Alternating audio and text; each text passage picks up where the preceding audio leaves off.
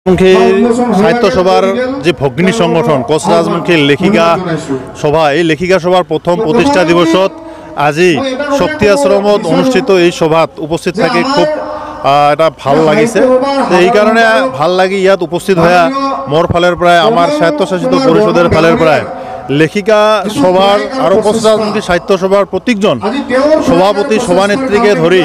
সম্পাদিকে ধরি সমূহ বিষয়ববীয়াক আমার ফালৰ পৰা আমি শুভেচ্ছা আর শুভকামনা দিছোঁ। আর মই আশা রাখিম যে এই লেখিকা সভা আর কোচ রাজমুখী সাহিত্য সভার নেতৃত্বত আগন্তুক দিনত আমি কোচ রাজমুখীর যে ভাষা এই ভাষা আজি বঙাইগাঁৱত কিবা এটা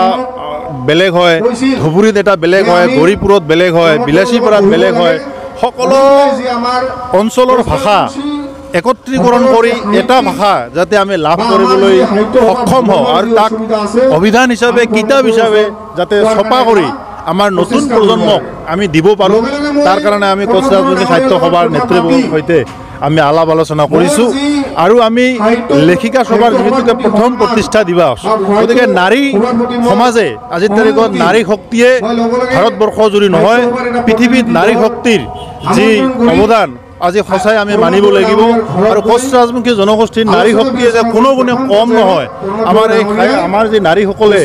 আজি তেওঁলোকে কেৱল ঘৰৰ গৃহিণী হিচাপে আবদ্ধ নাথাকি তেখেতসকলে যি ধৰণৰ কৰি কোচ ৰাজমুখী সমাজৰ বৌদ্ধিক মহল সাহিত্যৰ জগতখন চহকী কৰাৰ কাৰণে নাৰী সমাজে যিদৰে ওলাই আহি তেওঁলোকে লেখিকা সভা গঠন কৰি আজি তেওঁলোকে প্ৰতিষ্ঠা দিৱস অৰ্থাৎ 1 বছৰ হ'ল। গতিকে তেওঁলোকৰ লিখনিয়ে আমাৰ কেৱল মাত্ৰ নাৰী সমাজে নহয় কোচ ৰাজমুখী জনগোষ্ঠীৰ সাহিত্যৰ ভঁৰালখন যি অভাৱ কিছু ক্ষেত্ৰত তেওঁলোকে পূৰ্ণ কৰিব বুলি আমি আশা ৰাখি আমাৰ কমতাপুৰ স্বায়ত্তশাসিত পৰিষদে তেখেতসকলৰ এই